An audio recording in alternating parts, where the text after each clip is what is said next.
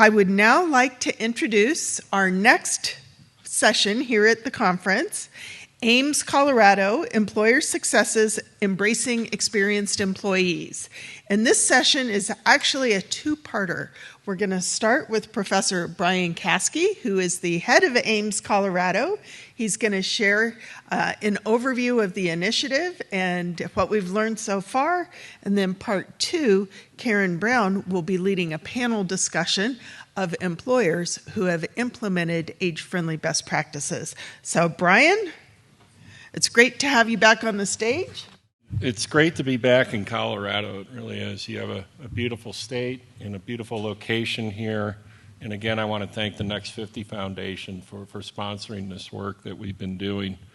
I also want to thank Catherine and her team. I met Catherine 5 years ago when I was staffing the United States Senate Committee on Aging.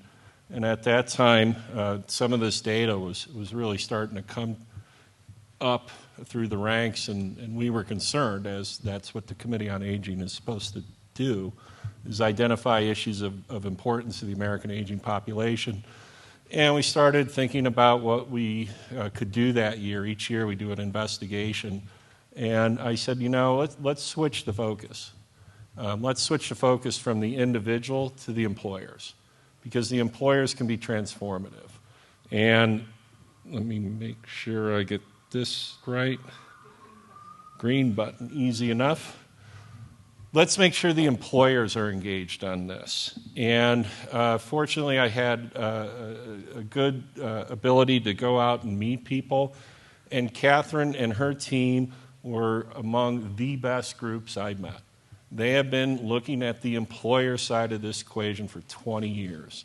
And through Catherine, I met Rick and others who are just focusing on the transformative power that employers have.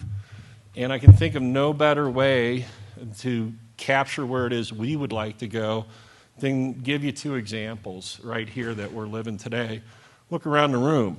A lot of ladies here. Now, let's pretend this was 1975. Guys would outnumber the ladies substantially. But guess what? Women kept entering the labor force for whatever reason. They kept coming. And the guys had to deal with it at some point, right? And then all of a sudden, companies started changing policies. And this culminated in things like FMLA. And now we're here 50 years later, and it's like, I talk to younger women, they have no idea what it was like when they couldn't have their own credit card. They didn't have protections for retirement savings. And all these other benefits that now we don't even think about how they got here. I don't know if you had a chance to meet Isaiah at the front desk when you came in, person with a disability in a wheelchair. But someone here at History Colorado decided we were going to be the type of employer that doesn't create barriers for people like Isaiah to have a job and be fulfilled. That's what we're trying to do with the aging population.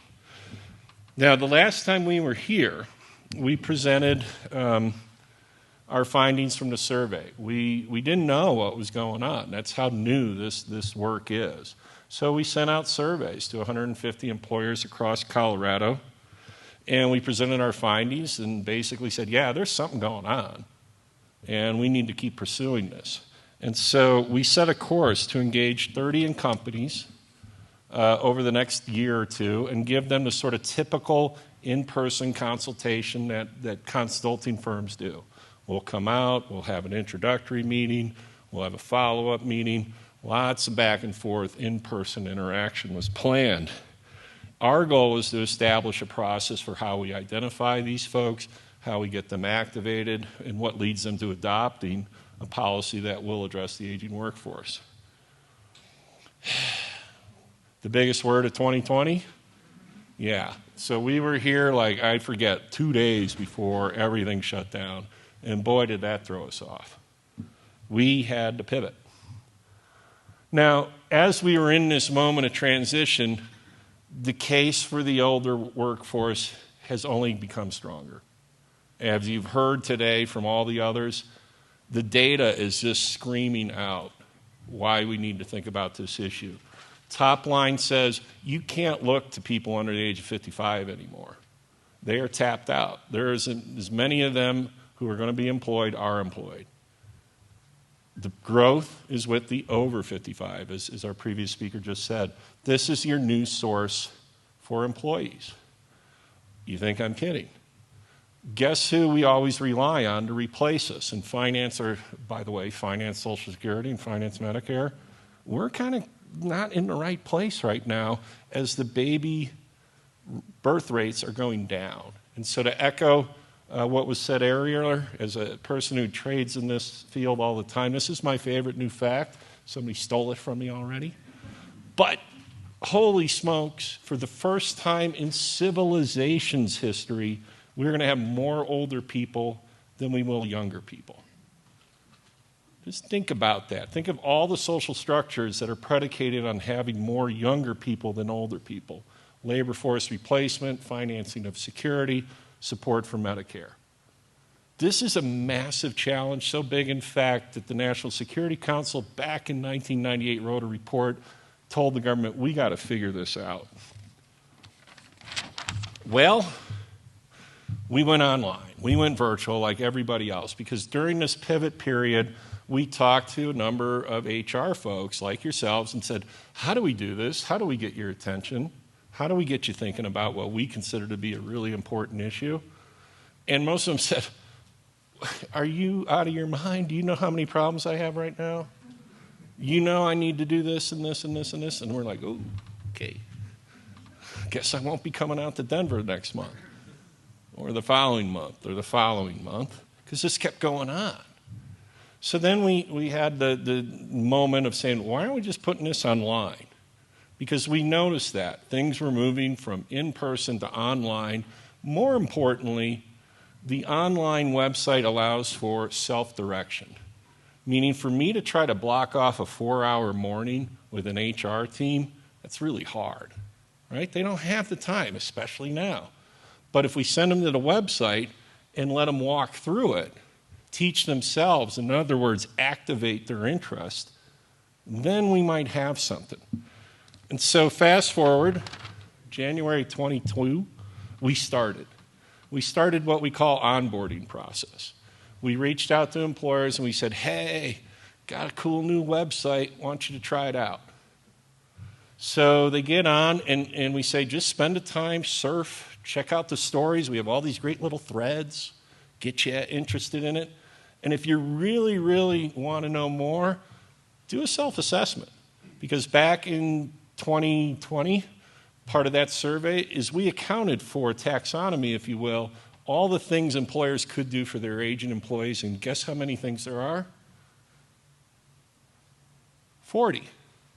40 discrete and separate activities that an employer can decide to do to address the aging workforce. So we have people go through and figure that out. Then we say, okay, next step, give us a call. You've done your homework. We'll come out and talk to you about what you see as being most important to your company. And so we do a consultation with them.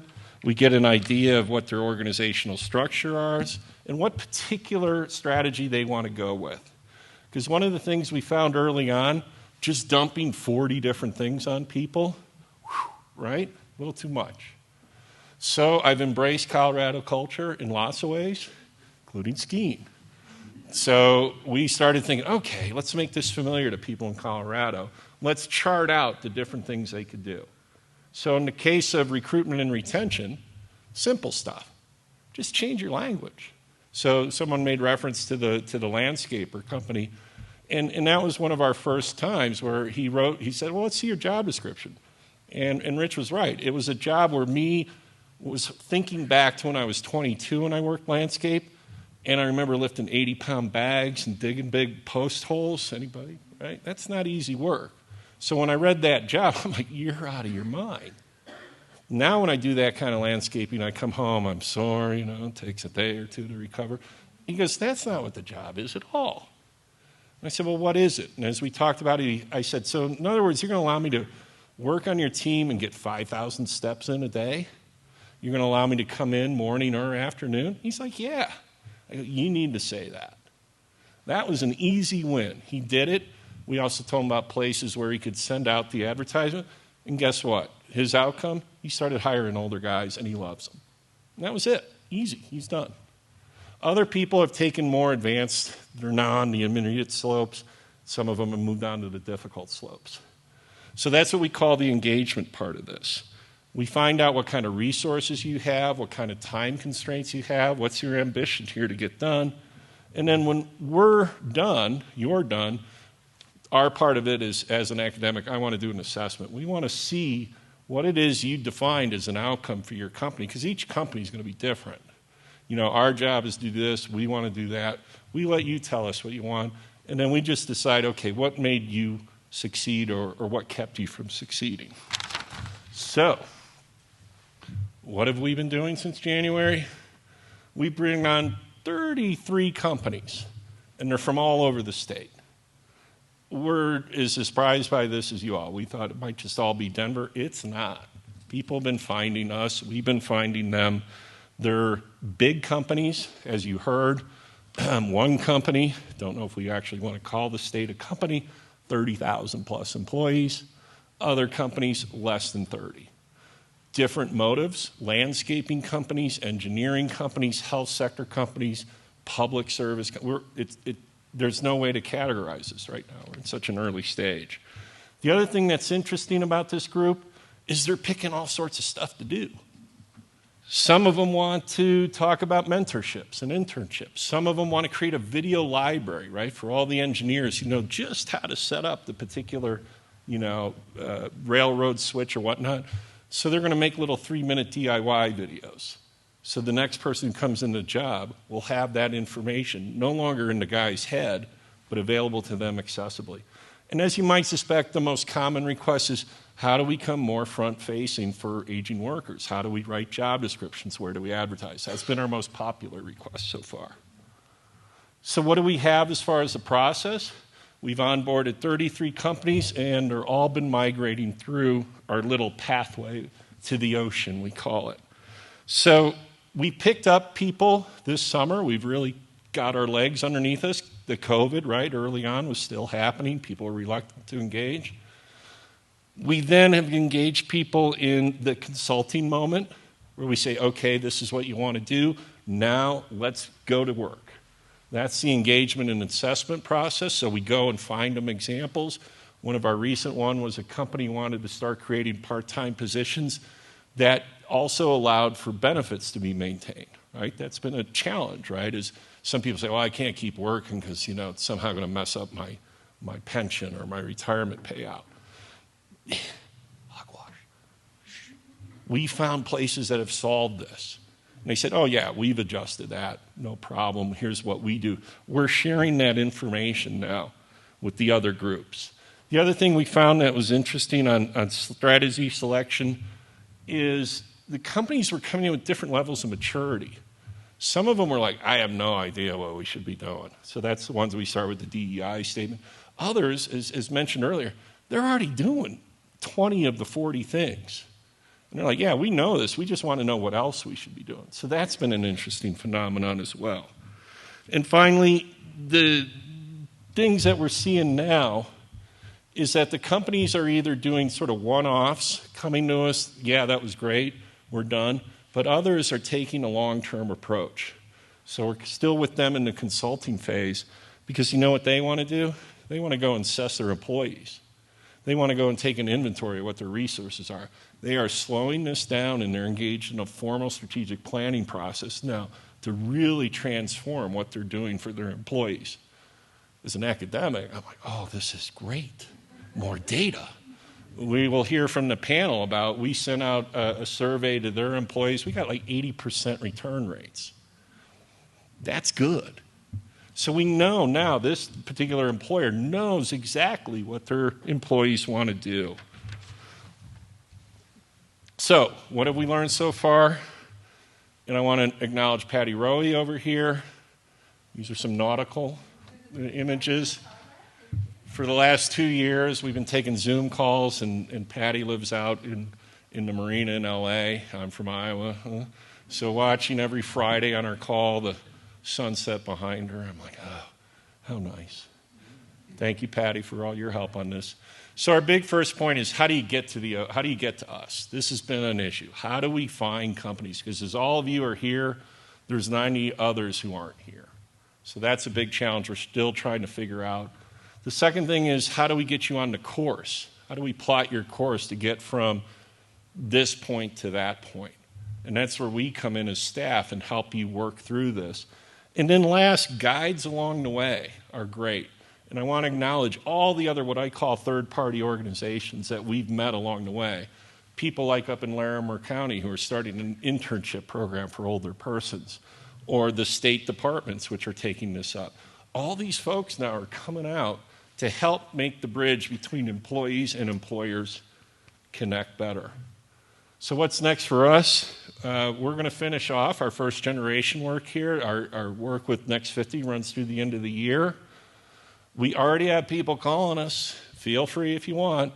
We are lining up our second generation, the version 2.0, and we're looking to go to other states. I think people are online right now from state units on aging who are engaged in their strategic planning efforts. I know state of Iowa, for example, they're like, we want to do this too now. So you're seeing very ground floor activity of what we hope is going to be a great phenomenon, transform employers over the next decade. And with that, I'd like to introduce Karen Brown, who I also want to thank, has been an expert staff support here. She's a colleague of ours on the team. We call her our Colorado liaison. I call her invaluable to Ames. Thank you, Karen.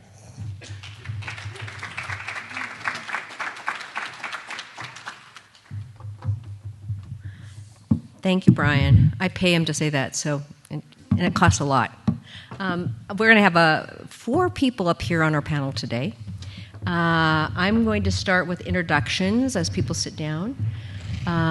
Chad Fedorowicz is, thank you, I did not see you, is a social gerontologist, dementia care advocate, and the manager of the senior services for Pitkin County in Aspen, Colorado. He holds a master's degree in gerontology from the University of Northern Colorado, religious studies from Naropa University, and is a PhD candidate of gerontology at Concordia University of Chicago. One day. Yeah, one day. Soon, very soon. Marissa Perry, where's Marissa? There she is the Chief Operating Officer of Thelco. It's a veteran-owned, family-run industrial pump company. Marissa grew up in northwestern Colorado and attended Metropolitan State College of Denver. And she also helped open Stone Creek Registered Investment Advisory Company and serves as their COO. Melissa Knight is the Human Resource Director for Pitkin County and oversees the risks, benefits, human resources, and wellness programs there. She graduated from the University of Vermont with a major in psychology and went on to receive her master's in organizational performance and change at Colorado State University. And Laura Pratt, our last panel member, is the Senior Director of Talent and Cultural Resources at Denver Art Museum. She has a Bachelor's of Business Administration from Oakland University, and she also has certifications as a Senior Professional in Human Resources and in Strategic Workforce Planning. So thank you all for, first off, participating in the AIMS program and participating on this panel. I do want to clarify, again, we have 2 HR experts who head up and direct HR, a COO that has a much broader purview, and actually Chad will be here today as an employee at Pitkin County and his perspective from that employee side of the equation, as well as a manager. I want to start with asking each of you to share just a little bit about, what was it that compelled you to become part of AIMS? When you got an email, you got a phone call, or the fact that I called you 45 times, what drove you to make the decision to become involved in the Age Inclusive Management Strategies program? I will start with you, Melissa, and we'll just work our way down. All right, so I received a survey from Arapahoe County, and having been a non-traditional student at Metro, I thought that I would go ahead and respond to the survey. I work with a small company on our industrial side, and we have less than a dozen employees. And all but 2 are over the age of 55. And so I thought it would be a good study in the industry I'm in. I also grew up on a ranch where passing down institutional knowledge through 3 generations is not unusual. And I thought that it would be a unique study to be part of. Great, thank you. And Laura? So we've been on the diversity initiatives for the last decade, and more so in the last 5 years, really trying to look at our processes and policies and procedures and see where we have barriers. And when Ames contacted us, we have always been using this lens to look at all of those to see what our barriers were. So we were interested to see where we were in the age diversity processes and policies and what room we had left to accomplish. And so it was a great opportunity for us to audit ourselves. Great, great. And Melissa? Well, first, one of our county commissioners sent an email to me, so I got on that right away and reached out to Karen, and actually became really intrigued. It was perfect timing because we have had a lot of employees retire in county government over the past couple of years. And the one thing that we've noticed is it's not a one-size-fits-all approach to employees retiring. And some employees want to stay on part-time, some want to go to contract, some want to take a break and come back. So it was sort of perfect timing to start working with Ames and figuring out what different programs would make sense for our workforce. And actually, before we get to you, Chad, I want to ask Melissa, so what did you chose to look more closely at the phased retirement. Mm-hmm. Can you talk a little bit more about that? And then I'm going to ask for Chad to kind of share a little bit about his perspective at that first meeting as to why he thought that was valuable. And you said phased retirement? Yeah. Mm-hmm. Yep. Mm-hmm. So, yes. So, we had people coming to us and saying, okay, I want to retire in 6 or 8 months. What do I even do? How do I start that process? So the first thing that I did was I put together just a simple toolkit for them around, okay, well, if you do retire at this point in time and you cut your hours down to 30 or 20, what is your salary going to look like at that point? What are your what benefits will you continue to keep, and what may you lose depending on your employment status with us? And went through those conversations. And then started to put together a timeline for them around, communication to the organization, succession planning, recruiting for their role, and going through all those steps of the process, because it's really multiple conversations for us to get to the point of when someone actually leaves. Hopefully that helps. And so when you sat in on our meeting and we had this conversation where Melissa was talking a little bit about, we're doing this work, we're kind of exploring our path, you shared a perspective of why, from an employee perspective, it was valuable to keep those people around. Can you share kind of your experience joining Pitkin County? Sure. First, I want to say, as a gerontologist, I didn't have to be sold to do this work. So I'm ready. I'm with Brian where he is. There he is. Let's get going on this work. But for me, my department being senior services, again, as a gerontologist, we were all about doing that. And if anybody in a county organization should be doing this type of work, senior services, in my opinion, should be doing it and putting pressure on HR to do this type of work and lend hopefully our expertise. But for me personally, in my experience, 4 out of 6 of my staff are over 60. Some are over 70 in my department. They're rather my tenure. But also, when I came to the county, I was replacing someone with 31 years of tenure. And the succession planning was 2 weeks. And that wasn't enough? No. Luckily, we're good friends, and I can call her whenever I want to get her knowledge and wisdom and dancing of politics and local government. But that may not always be the case, right? If someone does retire and move away or leave, or I want nothing to do with that organization, and a newer employee, myself being new to county government, I would have probably sank if I didn't have that type of support. So that's a personal reason of my expertise, or my experience there. And actually, I think that's really valuable for us to hear the employee side of the equation. Because I know I've talked to HR directors who said, we've got a 2 to 3 week transition period. We're good. We've covered it. And we've just heard from an employee. 31 years. Yeah. 2 weeks. Yeah, right. So maybe there's more to learn, and there really are opportunities. I'm going to follow up one more time, Melissa, with this, because we really did take this whole concept of the phased retirement further, because you chose to do a survey of your entire 50-plus population. Can you talk a little bit about that, the rationale, and then the results? Mm-hmm. Well, so our workforce is very open to giving us feedback anytime we ask. So we sent out a survey to 120 employees at Pickens County who are age 50 and over, and we did get about an 80% response rate on that. And they're very open to telling us what they want. So Ames actually came up and partnered with us on the questions to ask. We're in the process of right now of analyzing the information back, but it's invaluable information because our employees who are within that time frame of retirement are telling us exactly what they want. So we're going to be able to formalize our programs by putting together different options for our workforce in terms of retirement, because it, again, isn't a one-size-fits-all. Great. So, Laura, when we talked with the Denver Art Museum, I think that your initial interest was really in that recruitment phase, sort of the job descriptions and where we go. Can you talk a little bit about why that was an area of interest for you, and then a little bit about what we did talk about? Because I know we directed you to some resources that you found helpful.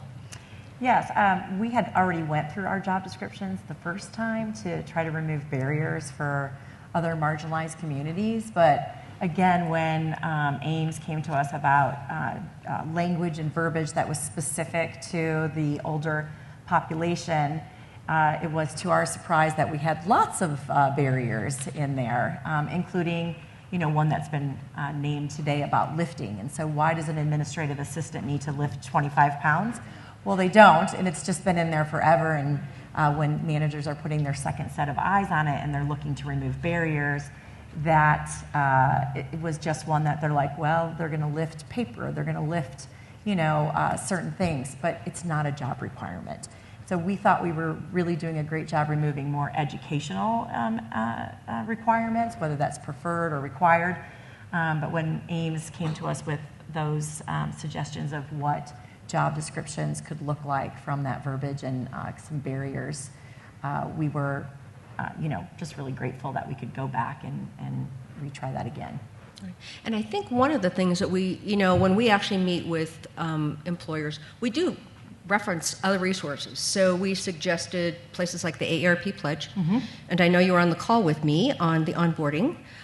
We suggest the Certified Age-Friendly Employer Program, the certification. We've suggested Second Act Women. They have a job board. We try to connect people to those resources. But I know that you attended some of the AARP meetings, and I think you also found that valuable. Yes. So we signed up to be an AARP employer with the Pledge, and then we attended orientation. And that's, an organization that is has more resources than you'll know what to do with, and who can really guide you along that pathway. I think even just putting the logo on your website we talked about how that community still goes to job boards and still goes to websites to look for those opportunities. So if you are an older employee and you come to the job site and you see, yes, the Denver Art Museum has pictures of the older workers and great language about how we don't discriminate, but if you saw the AARP Pledge and you knew what those commitments were, I think you would take an extra look and spend some time to see, is the Denver Art Museum a place for me? Which, it's important to us because we want to look like our communities and who's joining us. So if you're an older employee and you don't see yourself within our workforce, how welcoming and inclusive are we going to be? And so we lost a lot of older workers after COVID. Some are doing because we offered early retirement, and if I would have had your resources of phased retirement. Flexible retirement. Call them up. There's still an opportunity. Yes. But if I would have, and I look back now, I don't know how many times someone retired early and they said, yeah, but so-and-so used to do that, and how do we do it now? I'm like, I don't know. I don't know how we do that now. And if I had a nickel for every time we said, I wish so-and-so wouldn't have retired. Yeah, great. Well, thank you. And Marissa, so I remember when we first chatted, I think one of the things that you were really concerned about is a senior employee senior, 55 plus, had just come to you talking about leaving the company. Can you tell us a little bit more about that and what kinds of things we did talk with you about that you've put in place already? Well, we had two. So the first one is our senior engineer, and he came to us and said, hey, I'm out in 2 years. You've got 2 years. I know you all just bought this company, and I'm going to help you for the next 2 years, and then I'm out. And so we went through the phased retirement. Ames gave us some great research. And then just independently, he was a professional photographer for a time before he joined our company. And so he takes pictures and writes these really wonderful guidebooks and has trained everybody else on some of the things we do when we need to fabricate things in-house, just engineering, it's technical. And so we have a library, and then we started with the young apprentice doing videos. And so we have a video library. And we also went to him and said, well, if your wife is still working in 2 years, would you like to stay on and maybe work part-time and have those Tuesday, Thursday afternoons off to take care of your grandkids and extra vacation time to go on the trips you'd like to go on? So I think, he may be around a little bit longer. The other woman, she has a 95-year-old mother living at home with them, and she was just worried about balancing everything with new management in a small company and needing time for caring for her mother, doctor's appointments, and all the things you have to do when somebody doesn't drive here in town. And so we worked with her, and the caregivers resource guides that your team put together for me, it helped her quite a bit, and she was very grateful. She has since retired early without as much of a notice, and we're kind of figuring out what kind of a person we want. And I think we're going to replace that position with a part-time, hopefully older person who wants flexibility. So right now we're all kind of just, cross-training. And when you're putting together the library and the guidebook for phased-out retirement, and then you're also doing cross-training between every department, when you're an essential service global supplier that's growing, we sell industrial pumps and we ship them all over the world every day, and you have a team that's under a dozen and your revenue is going up because you actually have a website now, it's really special to see. I walked in the door in June of 2020 and saw typewriters in the offices. So they processed orders on triplicate copies, typing them up. With carbon paper. And this is a multi-million-dollar business, and we're the leading, we've got a statement going out to all of our customers in Florida tomorrow morning once we see where the hurricane is hitting, so that we can offer people express shipping, maybe a discount if they need a pump to help out. And we've shipped a lot of things to disaster-ridden areas in Louisiana, Puerto Rico, now Florida. And so, whether we're supporting a maple syrup company, an ammunitions company, getting a certification for an explosion-proof pump, it's really special when you have a small team of people and, they're like, why do you want us to get our picture around this pump? And it's like, well, we want to write a blog and we want to have, something more to come on the website, because the work that these gentlemen do every day, it keeps the world running in so many different levels. So. And, I would share that, we have different size companies up here. So Thelco, Marissa's company, is smaller. Yeah. Pitkin's, couple hundred, 300? 375. 375. And Denver Art Museum, we have 800 plus. With volunteers. With volunteers, right. So what's interesting about the process as we looked through Ames is that Marissa was able to implement the next day. Yeah. Like employee YouTube, handbook updated. Oh, and we actually have an employee handbook now. right. YouTube library, we brought it up to her. We met with her 2 weeks later. Yeah, we started videoing. We've got it going. Pitkin County, because they have a lot of employees, they're following a process because they want the buy-in, and it will take more time to make that actually happen.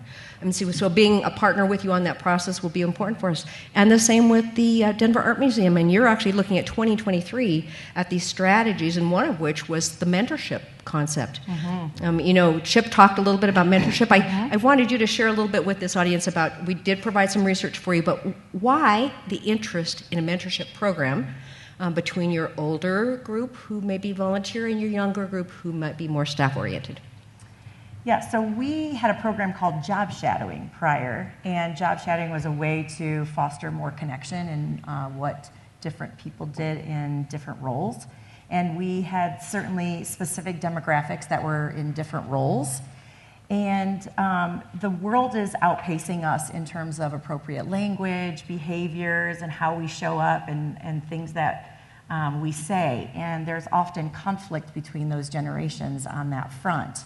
Not to mention that we lost a great deal of our wisdom, as Chip says, and knowledge when we, right before COVID, when we had a large group of our baby boomers and silent generation leave. And so we have big gaps right now of programs, and we were considering doing a mentoring program, but more on one-sided, where older generation would take the younger generation. But with Ames, when they came in, there's a way to do both, kind of a reverse mentoring, and where we can close a lot of our business gaps.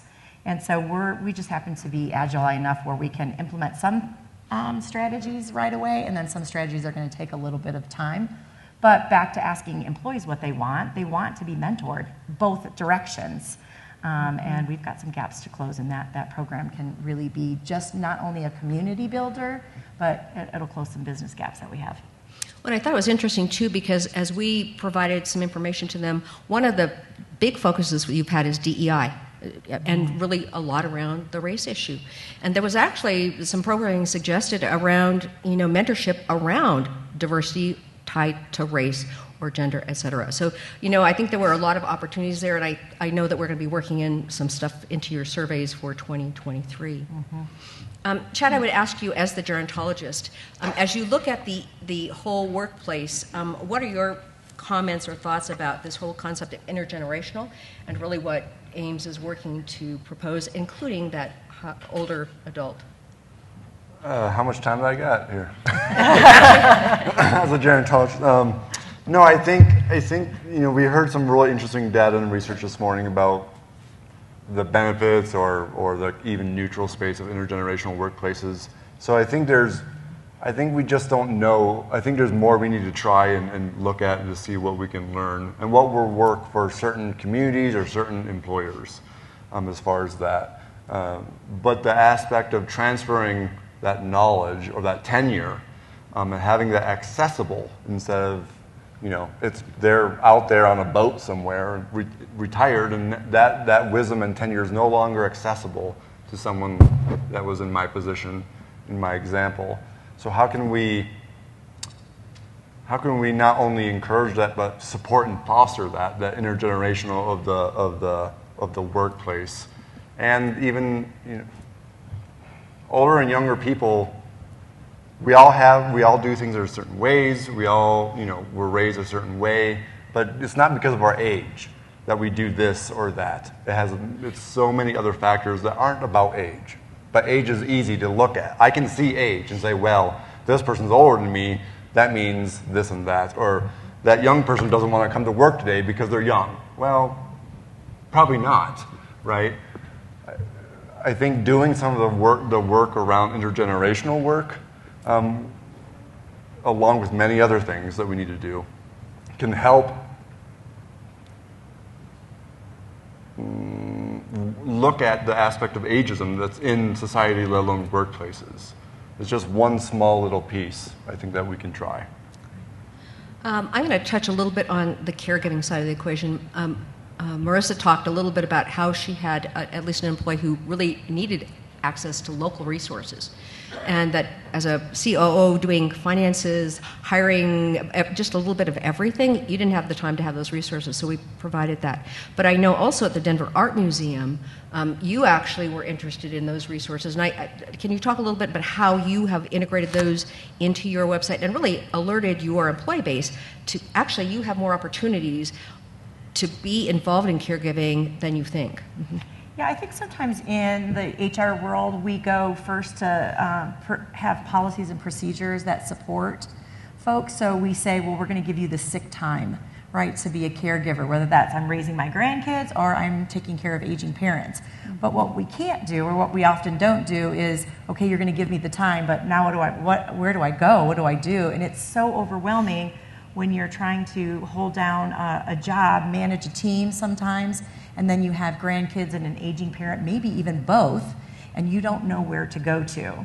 And so bringing those resources in is just another layer of how you support your employees and saying, yes, you have the time, but now I'm going to actually help you with resources. I think in one example, we put it on the intranet. We talked about it at all staff. We cascaded it down through our teams. And one particular employee went to that resource sheet and said it changed her life. And really, I mean, those are the stories that you love in HR, right? The one person that comes to you and says, I hope you know what you've done for me and my family. And it makes it all worth it. And I would personally vouch for needing access to caregiving resources, because my own personal story, my background's in the oil and gas industry as a geoscientist in environmental science and engineering, and I became a caregiver. And after about 10 years, I went to my employer and said, could we do part-time, shared job, whatever? And they said, well, we could go down to 32 hours a week, which really meant 55. Perfect. Okay, it's like 5 hours less than now. But the only resource that was available at the time that I was aware of was care.com. And while it was something, it was just not a lot. So having access to resources to be able to ensure that an employee can stay connected in your work environment, tapping into what Rick said, was that work-specific, I'd been there for 6 years, they were losing specific company knowledge when I left. So I think that's really important to remember. And Melissa, I would actually ask you, I know when you talked about the succession planning and phased retirement, you actually looked beyond just the financial part of it. Because we gathered some information because you were thinking about people are leaving, they're not really sure kind of what that path is. Can you talk a little bit more about your concern from a company perspective to help them, make that transition in a positive way beyond the financial side, beyond the company side? Mm-hmm. Yeah, well, again, it comes down to that individual conversation and really what the employee is looking for. And I would say that Pickens County, we're fortunate to have a larger operating budget to work within some of those constraints. And our leadership team at Pickens County is very supportive of ensuring that people have an overall good work experience. And with our workforce, we have a lot of tenure. People tend to live, in the area once they come into Pickens County. We have really good benefits and they stay for longer. So we just work it out financially, with the budget, because sometimes if we move someone down to part-time, maybe we won't hire somebody right away. So that'll be some savings that we could use towards, maybe paying for someone's COBRA for 6 months until they turn 65 to get on Medicare. So there's really all kinds of programs that we've done. And we're looking forward to really formalizing some of these. Right, because I know one of the things that we had talked a little bit about was we shared something about the Modern Elder Academy. Now, I know that they're white labeling some things for businesses, so there might be opportunities for a lot of employers to look at, how do you help your employer think about transitions, in a lot of different capacities, whether it's changing jobs, moving from part-time to full-time to part-time, leaving the company altogether. So I think those are things to consider. I would also say, Karen, I think sometimes employees, if let's you have a formalized program, they just make assumptions that they're not going to ask for flexibility or they're not going to come to you. And so by the time that they would even think you would do something for them, they're 1 foot out the door. And so having a formalized program says, no, we want you to stay. We want to be a flexible workplace. We want to make this the best experience as you're offboarding and really pay that respect to all of you've contributed to this organization. And so if you don't have something formal, I just feel like they'd walk away before they'd even ask for it. Mm-hmm. Well, and actually for those of you who have done the research on phased retirement programs, or what traditionally are called phased, and this is through research of AARP, they actually show that something like 2015, there were 6% of corporations that offered a formal retirement program, a formal phased retirement program, and it grew by 2020 pre-COVID to like 9%. So we are really on the edge, on the precipice, I think, of really seeing vast modification to what we consider to be flexible retirement, to Rick's comments earlier. It's 2:11. We're supposed to be stopping in about 4 minutes. Are there questions from the audience? Any? Yeah. On that note, when you mentioned, I'm Rochelle, by the way. Hang on, she'll get you a microphone. And actually, Dr. Kaskie, if you have any comments or suggestions. Oh, boy, this is fun. Okay, that you could, yeah. Fun. Yeah. Watching take transformation. This is fun. Go ahead. Okay. Hi again. It's Rochelle. I had a question on the retirement. I think one of you had said, the person gave quite a bit of ample notice, but especially I don't know the laws for these things, but in the state of Colorado, with it being like a, free will state, you can fire, someone, or they can quit without. Oh, the at will. Yeah, at will. That's what I was meaning. Yeah. But on that note, if somebody comes to you and says, "I'm going to give you ample notice," can an employer by law say this is your last day then, depending on their job? If they were in sales, I know many times if you go quit, or give notice, that you're out the door because you have confidential information, or you might be going to a competitor. But in retirement, I'm just curious. Probably not without legal risk. Actually, Randy, you're an attorney. Can you answer that question? And so is Dorothy. So we'd like a formal opinion on that. Could you be fired? That's a frightening thought. Dorothy, do you have a comment?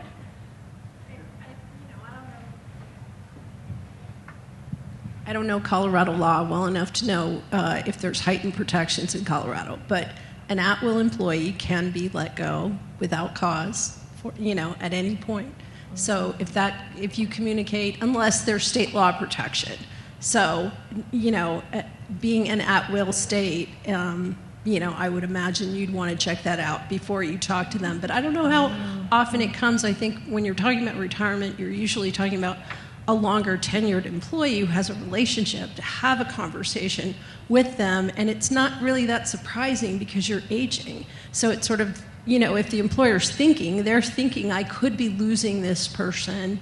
And in the tight labor market we're in, I would be surprised that you would have that kind of dynamic. Certainly could happen in a particular context, and you'd want to be really informed by that. But I think we're all assuming there's a relationship with that employer to have that conversation. Right. And Marissa, in your situation, he'd been there for how long? 17. 17 years, so a long time. And I think, yes, at will, the with or without cause, there doesn't necessarily have to be a reason. You could terminate someone. I know if it's a shorter duration notice, you pay the employee, at least in the private sector that I've worked in, you pay the employee through their notice period. 2 years would have been a pretty long payout. But you do want to respect the courage it takes an employee to come to you and say, this is my plan. And when you kind of see that recognition of relief wash over their face when they're just being honest and they really care about their position in their team, it's the type of person you want to reward. I agree. Randy? I just want to say we tend to call at-will employment a legal fiction because there are so many protections for employers and employees out there, and there'd be great risk of an age discrimination claim For sure. charge in that situation. Yeah. Okay. So, yeah. They came in. I have a question that came in from the live stream. Sorry, my mic wasn't on. They came in from the live stream audience, and thank you for pointing out that at-will can be difficult with the discrimination laws. But the audience in the live stream asked, what types of questions did you ask Pitkin County of your employees in that survey that you said you got an 80% response rate in, which is envious, enviable? Well, Ames has, the exact survey, but we asked questions around, should we have an early retirement program? If your answer is yes, what is the age that or how long should you have been working at Pitkin County for? We asked around, what would you like to see in terms of phased retirement programming? Would you want to be a contract worker? Would you want to go to part-time? Would you want to Anything else? The Yeah, types help me of out. the types of benefits, what benefits, if any, would you be most interested in keeping? If it's health insurance, if it's wellness, et cetera, et cetera. Retirement. You know, should there be tenure requirement for these different programs, not only age? If so, things like that. Yeah. On the tenure, it was really interesting because we had responses of 1 year, I should be here 1 year and I should qualify, and others who said 35 years. Got to be here 35 years before you qualify. So it was really a broad, you know, all perspectives. Very good. Oh. So curious if there were if you experienced any challenges or issues implementing this process, and if so, what were some of the lessons learned along the way? Is that first? For anyone that experienced a challenge or any problems along the way. I guess I would say being a small company who has deadlines to meet and there's all kinds of delays with sourcing parts and materials to get our pumps out the door, when you try to act in the manner of a caring employer and really give people resources to care for their aging parents or to take time off to care for grandkids or phased retirement, the problem becomes human capital in the building during productive times. And so we've spoken to some industry peers or just industrial peers. One was a door company, and they are much larger than us, but they actually have shift work. And so that allows you to keep productivity, and people can choose their shift.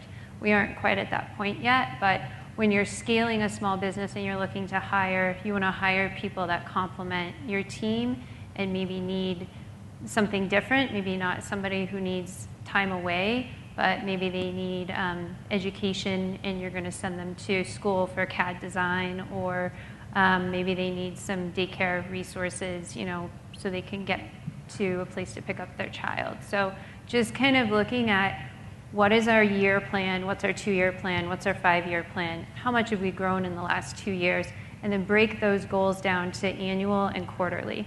And then working with the pump mechanic who's working with the senior engineer, we just kind of have little touch base meetings, and it's like, okay, these were your quarterly goals. What have you done this 3 weeks? You've got 1 more week left this month. And you just kind of break it down to these little digestible building blocks so that they're meeting their goals, and you're just constantly looking at the library on the team drive. I would say that's a challenge for a small business, is being able to scale and grow and meet people's expectations and their requests, because you have to apply those benefits fairly across the board. You know, if you're doing something for an aged employee, you have to do something, you know, for the other work staff as well. Any other comments? I would just say one of the biggest challenges for us is not starting the planning process early enough with a particular employee, especially around trying to replace that long-term employee who is leaving the county. So it's really left us in a little bit of a pickle in some instances where you know, there may not be a huge talent pipeline for a particular position. I would, if I may, I would add on to that. We know we have about 1/3 of our employee population's 50 and older. So we may have not, on an individual case, been able to plan that great ahead, but that information tells us we have some work to do so we can plan to kind of make a package of a program around retirement, not only the options of it, if it's early retirement, if it's, you know, older adult interns or returnships, those kinds of concepts, but also, like, do we receive training and education of how to retire? Do we ever learn how to retire from our employees, right, or our employer? So trying to build a whole program over some time, how do we do that? And the other thing I would just add to that, and this is following up on a conversation I had with Randy Lewis from Employers Council, HR right now is overwhelmed.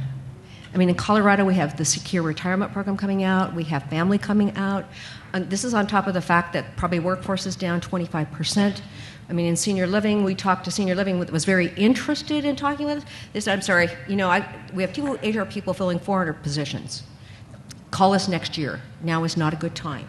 So I think that HR is just slammed with so many other things that they've got to do that while this is something of interest, it's really finding the time. And I would say that with everybody here except for Marissa, because you have the power to make these decisions on your own, it's a team effort. I mean, with Pitkin County, with Denver Art Museum, there's a team involved so that because sometimes Melissa can't be there, sometimes Chad can't be there, sometimes Laura can't be there. You know, we've got a team that's working on the process. So I think we're actually over by 6 minutes.